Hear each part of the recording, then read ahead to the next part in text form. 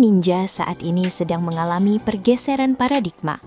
Dengan munculnya ancaman Shinju, pohon dewa yang memiliki kesadaran dan kekuatan absolut Eida, Boruto Uzumaki seolah berjuang sendirian di garis depan.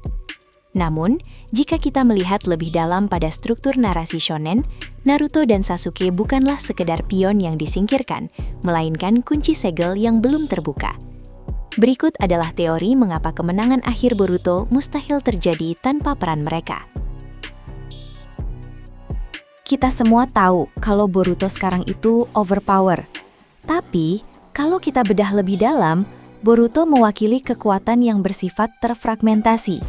Dia memang hebat, tapi dia belum bisa menyamai simbiosis sempurna yang dimiliki ayah dan gurunya. Gini, kita harus lihat dari faktor duality. Boruto itu memang hebat, tapi kekuatannya masih tergolong terfragmentasi atau belum lengkap. Coba bandingkan. Naruto adalah simbol dari senjutsu dan tekad api dengan volume cakra yang nggak masuk akal. Sementara Sasuke, dia adalah otak di balik dojutsu dan analisis taktis. Nah, Boruto ada di tengah-tengahnya, tapi dia tetap butuh sosok jangkar dari generasi sebelumnya supaya keseimbangan kekuatan itu tetap terjaga. Apalagi sekarang kita berhadapan sama ancaman baru Jura dan kawan-kawan. Mereka ini bukan musuh biasa. Mereka adalah entitas dari Cakra Ekor 10 yang mengkloning data shinobi-shinobi hebat. Nah, disinilah menariknya. Jura itu punya koneksi instingtif yang kuat banget sama Naruto. Bisa dibilang, secara narasi, Naruto adalah magnet sekaligus kunci emosional bagi para Shinju ini. Ingat, kekuatan Shinju itu didorong oleh rasa lapar terhadap target mereka, dan target utama Jura, ya Naruto.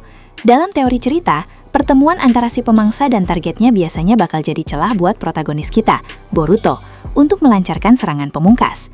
Jadi, Naruto bukan cuma sekedar ayah yang harus diselamatkan, tapi dia adalah elemen kunci yang bakal mentuin kemenangan Boruto nanti. Banyak yang bilang kalau nasib Sasuke Uchiha saat ini adalah sebuah kekalahan telak. Tersegel dalam bentuk pohon Shinju Hidari, seolah-olah sang legenda sudah habis. Tapi, benarkah begitu? Bagaimana kalau sebenarnya ini adalah bagian dari strategi besar yang kita sebut sebagai infiltrasi spiritual? Coba bayangkan, karena Sasuke sekarang menjadi bagian dari ekosistem Shinju, ada kemungkinan besar kesadarannya justru sedang bergerak di bawah radar. Sebagai master dalam manipulasi cakra dan strategi, Sasuke mungkin saja sedang mencoba mempengaruhi Hidari dari dalam sistem itu sendiri. Ini bukan sekedar tersegel, tapi Sasuke sedang memata-matai musuh dari jantung pertahanan mereka. Kita tahu, Boruto memang sudah mewarisi teknik-teknik hebat milik gurunya, tapi jujur saja, setinggi apapun level Boruto sekarang, dia belum bisa menandingi pengalaman tempur yang dimiliki Sasuke. Pembebasan Sasuke nanti bukan cuma soal menambah kekuatan fisik, tapi memberikan Boruto partner taktis level dewa yang mampu membaca pergerakan musuh dengan sangat dingin. Sesuatu yang jelas tidak akan bisa kita harapkan dari Kawaki yang masih sering terbawa emosi. Jadi, apakah menurut kalian Sasuke sengaja membiarkan dirinya tersegel demi rencana ini? Atau memang ini murni kemenangan pihak musuh? Banyak yang bertanya-tanya, di tengah kekuatan Boruto yang sudah melampaui logika, apakah Naruto Uzumaki masih relevan? Jawabannya, sangat relevan. Saat ini, Naruto memang masih tertahan di dimensi Daikokuten, sebuah tempat di mana waktu benar-benar berhenti. Tapi tahukah kalian, ini sebenarnya adalah strategi penyimpanan yang sangat efektif dari sudut pandang cerita.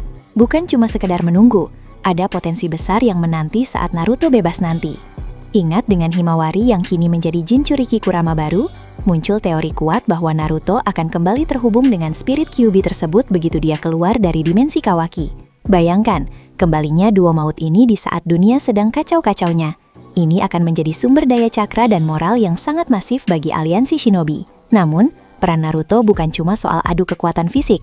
Ingat, dunia saat ini sedang terpecah akibat kekuatan omnipotens milik Eida. Begitu kebenaran terungkap, siapa yang punya karisma cukup kuat untuk menyatukan kembali 5 desa besar? Jawabannya tetap sama, Naruto Uzumaki. Dia adalah simbol persatuan yang belum bisa digantikan oleh siapapun. Kesimpulannya sederhana, Boruto mungkin punya kekuatan untuk memenangkan pertarungan berdarah, tapi hanya Naruto yang memiliki jiwa untuk memenangkan perdamaian yang sesungguhnya. Pernahkah kalian menyadari perbedaan mencolok antara Boruto dengan musuh-musuhnya saat ini? Para Otsutsuki dan entitas Shinju memandang kita, umat manusia, bukan sebagai makhluk hidup, melainkan hanya sebagai sumber energi atau mangsa belaka. Mereka bergerak atas dasar kekuatan dewa yang dingin, tanpa perasaan. Tapi disinilah letak menariknya. Di tengah gempuran kekuatan Shinju yang tak masuk akal, kita kembali diingatkan pada satu konsep fundamental, kemanusiaan melawan dewa. Naruto dan Sasuke adalah bukti hidup yang paling nyata. Mereka menunjukkan bahwa kerja keras dan hubungan antar manusia bisa melampaui batas-batas kekuatan dewa yang paling mustahil sekalipun. Sebenarnya, Boruto masih butuh satu pelajaran terakhir. Dia perlu melihat ayah dan gurunya bertarung berdampingan sekali lagi. Bukan cuma untuk menang, tapi untuk memahami esensi sebenarnya dari menjadi seorang shinobi. Bahwa pada akhirnya, kekuatan itu bukan soal seberapa hebat teknik yang kita punya, tapi tentang sebesar apa pengorbanan yang berani kita berikan demi orang lain. Kesimpulan teori mengapa mereka kuncinya. Pertama, Naruto adalah alasan Boruto tidak menyerah pada kebencian. Naruto adalah target emosional para Shinju, Jura, yang membuat musuh menjadi manusiawi dan memiliki celah. Kedua, Sasuke memberikan kerangka tempur dan taktis. Tanpa bimbingan Sasuke untuk tidak melewati langkah-langkah, kekuatan Otsutsuki dalam diri Boruto hanya akan menghancurkan dirinya sendiri.